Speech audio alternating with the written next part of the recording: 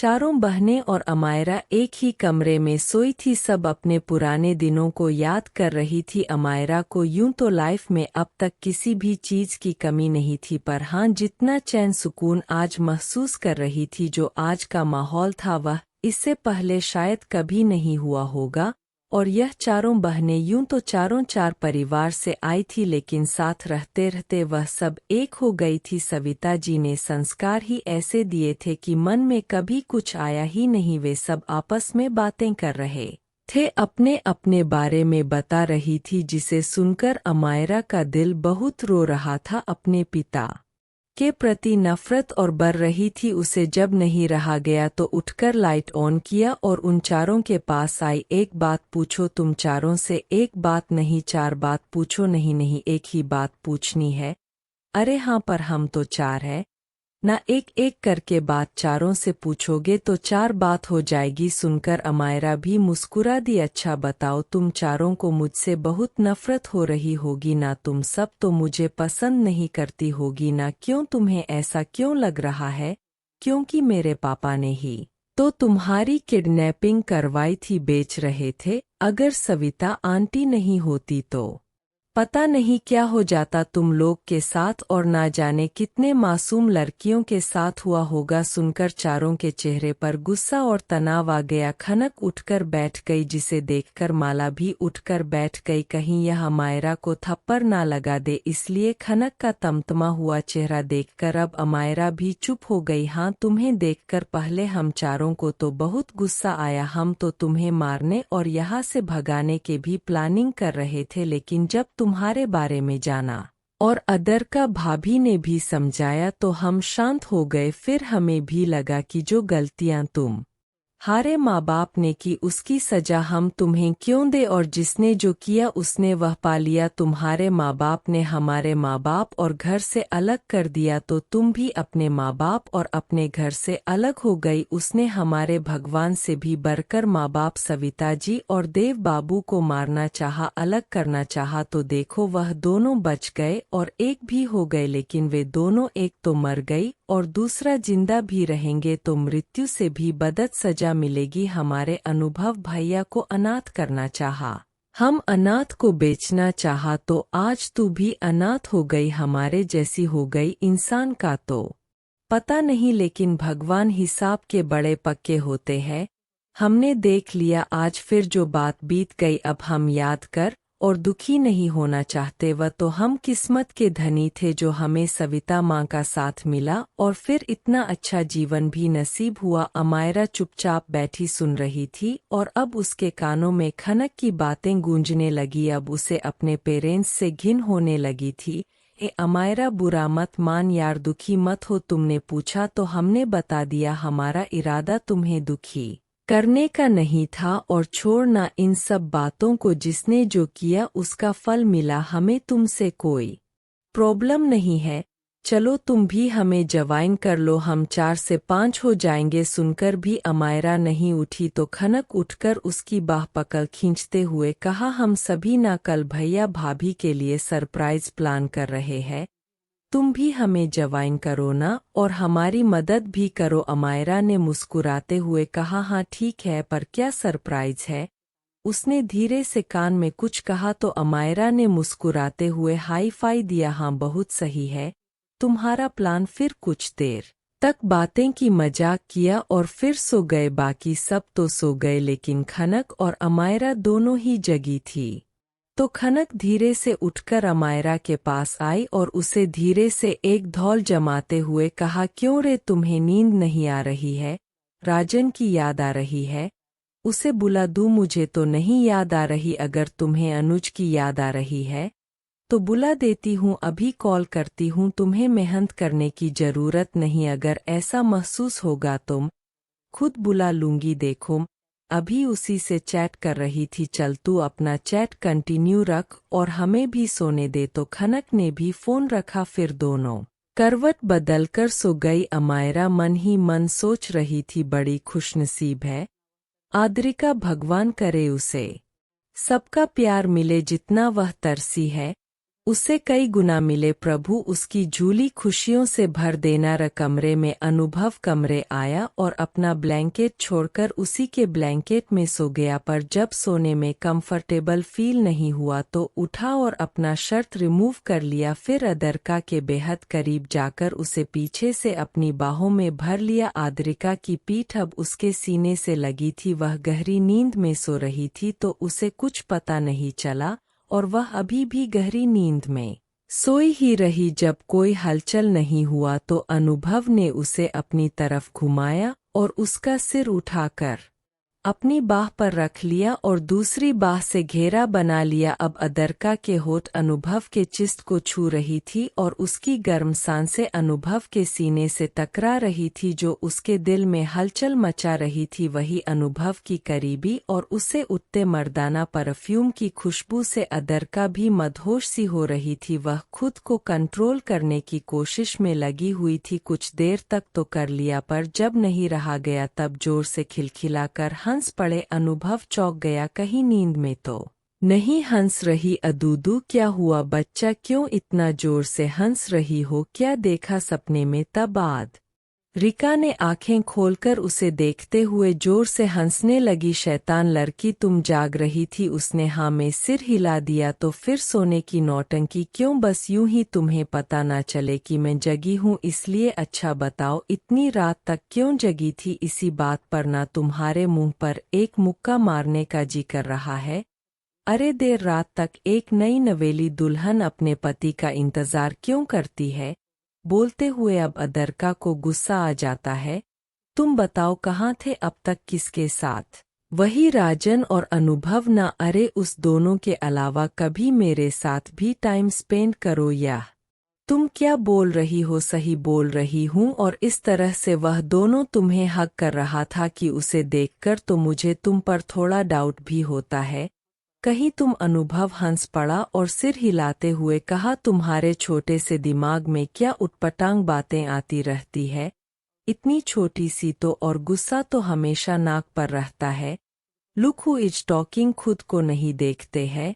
8 foot height है मेरी, मैं हाइट की बात नहीं कर रही, तुम्हारे गुस्से की बात कर रही हूँ। तुम्हें भी तो कितना गुस्सा आता है? अदरक ने नाक बसकोड़ते हुए कहा, बहुत ज्यादा नहीं बोल रही हो तुम? हाँ बोल रही हूँ, तो क्या कर लोगे बताओ? बोलते हुए अनुभव उसके ऊपर आ गया और उसकी आंखों में देखते हुए कहा, अनुभव ठाकुर है नाम मेरा, चैलेंज मत करना वरना आज जो कार में हुआ उससे आगे बढ़ जाऊंगा। मैं भूल जाऊंगा तुम्हारी उम्र अभी कम है, हद क्रॉस कर दूंगा। अपनी उसके भार से दब रही अदिका बोल नहीं पा रही थी, फिर भी दबी जबान में कहा, हतो सोने दो मुझे। अनुभव को जब महसूस हुआ तो तुरंत हट गया और उसके बगल में लेते हुए कहा, यह तो पक्का है कि तुम मेरा इंतजार नहीं कर रही थी? तो चलो बताओ, अब तक क्यों जाग रही थी? वह हम अपने बारे में सोच रहे थे, मतलब हमारे रिश्ते के बारे में। हम तो सब कुछ, अब तो सब कुछ ठीक हो गया तो हम भी अपनी हैप्पी मैरिज लाइफ शुरू करें। अनुभव मन ही मन सोचा, यहाँ तो मैं कुछ महीनों के लिए बाहर जाने की सोच रहा हूँ और यह हैप्पी मैरिड लाइफ शुरू करने की बात कर रही है। अगर इसे बता दिया तो उल्टी सीधी हरकतें कर मुझे जाने से रोक देगी। ओह मिस्टर दैत्य, क्या सोच रहे हो? चलो मेरी बात का जवाब दो, बोलकर अदरका खिलखिला कर हंस परी। याद है तुम्हें पहली बार मैंने इसी नाम से बुलाया था? हाँ याद है, पर मुझे यह समझ में नहीं आ रहा जब तुम्हें मुझे दैत्य कहती हो तो दैत्य से प्यार कैसे हो गया? कैसे मुझसे शादी कर ली? वह तो पहली नज़र में हो गया था, पर यह थोड़ी ना पता था कि तुम दिखते स्मार्ट हो पर हरकते राक्षस वाली है। तो ठीक है, अब जीवन भर इस राक्षस को झेलते रहो और तुम भी राक्षसी बन जाओ। तुमने मुझे राक्षसी कैसे कहा? वैसे ही जैसे तुमने मुझे राक्षस कहा। रुको अभी बताती हूँ तुम्हें, बोलकर अदिका उसे मारने लगती है और अनुभव हंसते हुए दोनों हाथों से रोककर खुद को बचाने लगता है। जब वह नहीं मार पाती है तब अदरका तकिया उठाकर अनुभव के ऊपर फेंक है, जिससे उसके नीचे रखा हुआ एल्बम दिख जाता है। अदरका छुपाने की कोशिश करती है लेकिन अनुभव अब तक देख लेता है। क्या है, दिखाओ मुझे। कुछ नहीं है। अरे दिखाओ क्या है, बोलकर अनुभव उसकी कलाई पकेल बम ले लेता है। तो यह वही एल्बम है। मैं अनुभव के बचपन का फोटो और उसकी मां का जला हुआ फोटो था। एल्बम देखते ही अनुभव की थरियां चढ़ जाती है। उसे पिछली सारी बातें याद आ जाती है और इस बार खुद पर गुस्सा आ जाता है कि बिना कुछ सोचे समझे पता लगाए मां पर इतना बड़ा इल्जाम लगा दिया। पता नहीं क्या क्या सोच लिया उनके बारे में, कितना नफरत मन में पाल लिया। यह सब याद कर उसे अपने आप पर बहुत गुस्सा आता है। खुद से ही चिढ़ होने लगती है और अनायास मुट्ठीन जाती है। गर्दन की नसें टाइट हो जाती है और दांत पर दांत बिठा लेता है अदर का। जब तक कुछ समझ पाती उससे पहले ही अनुभव एक हाथ से उसकी कलाई और दूसरे हाथ से उसका जबड़ा कसकर पकड़ लेता है। तुम्हें उस स्टोर रूम में जाने से मना किया था ना, यह सब निकालने से भी रोका था, फिर मेरी बात क्यों नहीं सुनी, क्यों निकाल लिया इसे, इतने मनमानी क्यों और कैसे कर सकती हो। अदरका का जबड़ा कसा हुआ था, वह कुछ नहीं बोल पा रही थी। वही अनुभव की पकड़ इतनी मजबूत थी कि अदरका की आंखों में आंसू आ जाता है। तो तब से तुम जाकर यह सब कर रही थी और मैं पूछा तो तुमने मुझे क्या कहा कि तुम्हारा इंतजार कर रही थी। जिस चीज के लिए मना करूँ ना बोलूँ उसे ही करने जाती हो तुम। अपने मन की करने की जरूरत नहीं ज्यादा और अपने हद में रहो तुम। अनुभव की पकड़ से अब तक अदरका की आंखों से आंसू बहकर गालों पर लुढ़क आए थे और गुस्से में अंधा हो चुका अनुभव को कुछ नहीं दिख रहा था। आंसू की कुछ बूंदें जब उसके हाथों से टकराई तब अनुभव को होश आया और उसने झटके झटके में उसकी कलाई और जबड़ा दोनों छोड़ दिया। अदरका उसकी पकड़ से अब तक लगभग बेहोश हो चुकी थी और वह बैठे बैठे वहीं लुढ़क गई। अनुभव उसे यूं ही छोड़कर बाथरूम में चला आया। गुस्सा अभी भी बहुत आ रहा था तो सावर ऑन कर खड़ा हो गया। अदरका काफी देर तक रोती रही, फिर उठकर तकिया लेकर बालकनी में काउच पर आकर बैठ गई। इधर अनुभव घंटों तक सावर लेता रहा। जब थोड़ा दिमाग ठंडा हुआ, तनाव कम हुआ, तब कमरे में आया पर बेड पर अदरका नहीं थी। वह कमरे में नजरें दौड़ाई पर कहीं नहीं दिखी। अरे यह लड़की कहाँ चली गई। अदरका अदरका आवाज लगाई पर कोई आवाज नहीं आई तो उसे थोड़ा डर हुआ। इधर बालकनी में बैठी अदिका रोते रोते अब तक सो चुकी थी। जब वह कहीं नहीं दिखी तब अनुभव बालकनी में जाकर देखा तो वह वहां काउच पर घुटने को मोड़कर सिमटी हुई सो रही थी। उसका फेस अब भी लाल था, ज्यादा रोने की वजह से अभी भी हिचकियां ले रही थी और मोटे मोटे आंसू आंखों से बहकर सूख चुके थे। उसने कुछ देर तक देखा, फिर उसे गोद में उठा लिया और कमरे में आ गया। उसे बेड पर जाकर रख दिया, फिर खुद भी उसके बगल में लेट गया। फिर उसका सिर अपने बाहों पर रखकर उसके माथे को चूम लिया पर कुछ देर तक उसे नींद नहीं आई। अब तक का अपना बिहेवियर याद आता रहा। कलाई पर रेडनेस के निशान अभी भी थे। वह उठा और फर्स्ट एड बॉक्स लाकर